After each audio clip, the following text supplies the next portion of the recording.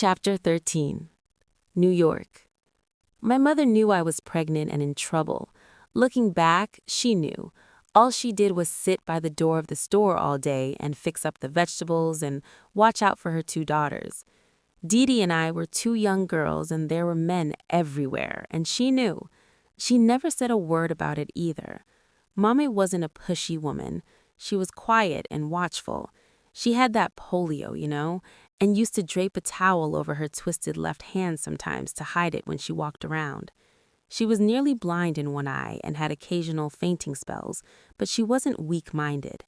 She saw I wasn't happy down there and had started sending me up to New York practically every summer by Greyhound to stay with her family.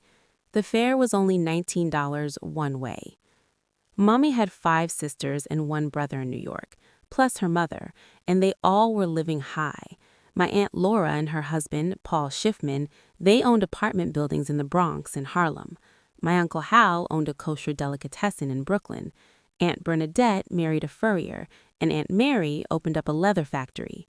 Now, they were a funny family.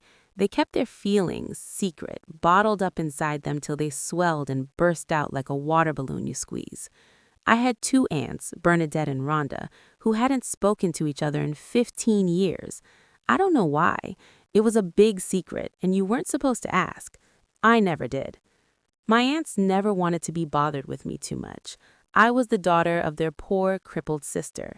I was the poor cousin from the South. They called us, Mommy's family, greenhorns in Yiddish because we were the last to get to America and weren't Americanized. But still, I liked to visit them because New York was an eye-popper for me. Plus, everyone seemed too busy to care about what race or religion you were. I loved it. I had never seen so many people rushing about. I would say to myself, where the heck they gotta be rushing like that? But I wanted to rush like them and got with the program as soon as I could. Sometimes I'd just go out and walk with them so I could rush with the crowd. I had nowhere to go, just going crazy, rushing with the rest. I would stay with my grandmother or Aunt Mary or Aunt Laura when I visited. Aunt Laura was the oldest and richest of my mother's sisters, a meticulous woman and a fabulous dresser who wore white gloves and beautifully colored dresses. She lived in a huge apartment on West End Avenue in Manhattan with shiny hardwood floors, beautiful mahogany furniture, and a live-in German maid who cooked and kept house, though no one could clean Aunt Laura's house better than Aunt Laura herself. She had no aversion to housework. She'd get on her hands and knees and scrub her kitchen floor till it shone. The meals would be served in courses by the maid while you sat there, and you had to ask to be excused from the table. Her family spent summers at Rockaway Beach or Edgemere, where they had a small cottage about 8 blocks from the water. Anybody who was anybody was supposed to have a cottage by the beach. Aunt Mary lived on the Grand Concourse in the Bronx and ran a factory that made leather trimmings for fur coats, jackets, muffs, hats, and other wearables, Hercules Skiving or Trimming Company. I worked in her factory, running a machine that cut belts. Plus, I did other odds and ends for Aunt Mary, whatever she ordered me to do. She was as mean to me as the day was long. Rachel, do this, and hurry up. Rachel, and do that. But she was an accomplished woman, and in the 1930s, it was unusual to see a woman running a business. She created it from her own ideas, and with the help of her friends who were expert furriers. Aunt Mary had 2 daughters, Lois and Enid, who were about my age, but they didn't have to work in her shop like I did. They stayed home with the black maid who made sure they got plenty of chocolate pudding and Yankee Doodles. I'll never forget that. Yankee Doodles were chocolate-covered cakes with cream inside. I loved them, but I couldn't have any. On Sundays, the maid would dress Lois and Enid in cute white cotton dresses, and those 2 would stand in the mirror and gawk at each other like 2 mannequins. One would say to the other, "Well, dear, you look so nice." "Thank you, dear." "Are you ready to go, dear?" "Why, of course I am, sister." And off they'd go to the movie theater around the corner, the maid fussing over them as they went. I'd be standing there, and they wouldn't even think of asking me to come along. If I wanted to tag along, I'd have to pay my own way. I stayed home. See, my mother's family, they didn't say a lot to you. They would always take care of you in a basic way, but they never said a lot to you.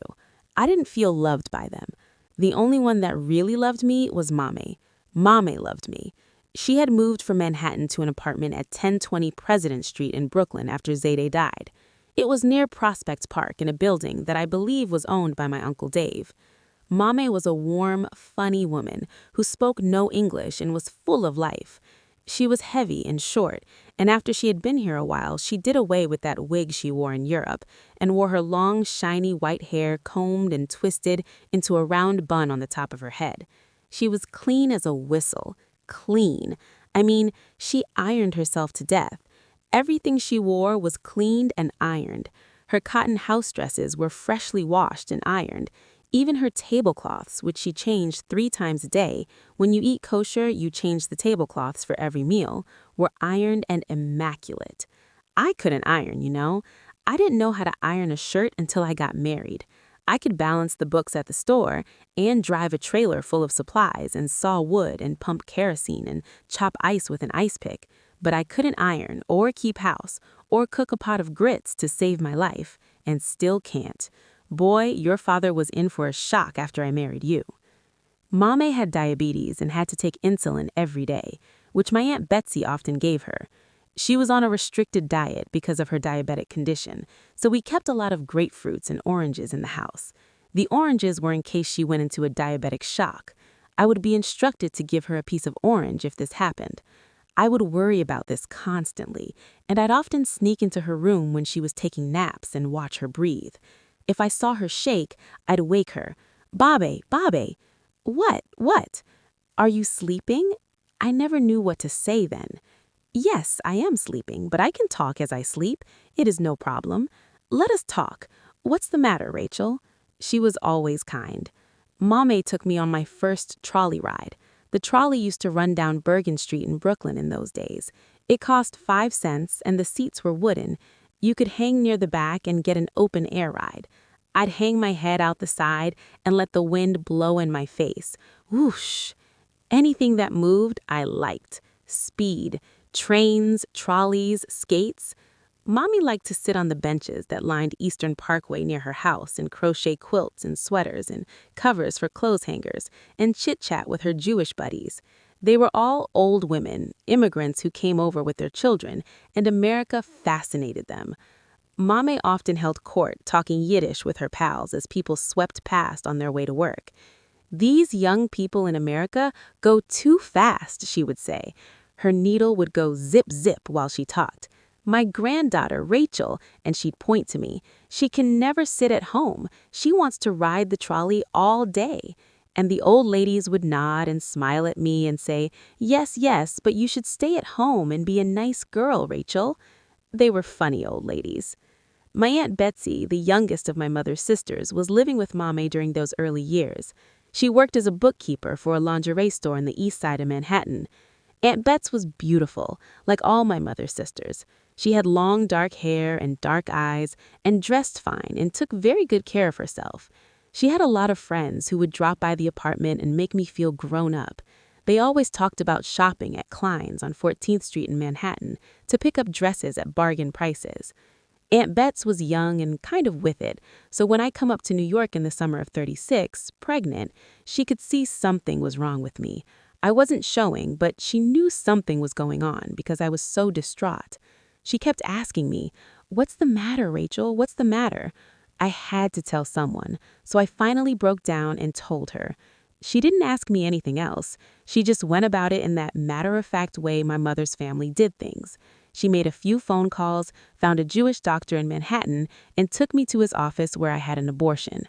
It was a horrible, painful experience, and the doctor used no anesthesia. Afterwards, I was in so much pain I couldn't walk, so Aunt Bets and I sat on the stoop of the doctor's office, and I cried. And even through my tears, I was apologizing to her because I was ashamed. "I'm sorry," I said. "I don't want to be a bother." "It's all right," Aunt Bets said. "Just don't let it happen again." And that was it. I was always grateful to Aunt Bets for that. Even though she slammed the door in my face years later, I never felt bitter toward her. She had her own life and her own hurts to deal with. And after all, I wasn't her child. Mommy's family were more about money than anything else, and any hurts that popped up along the way, They just swept them under the rug. They were all trying hard to be American, not knowing what to keep and what to leave behind.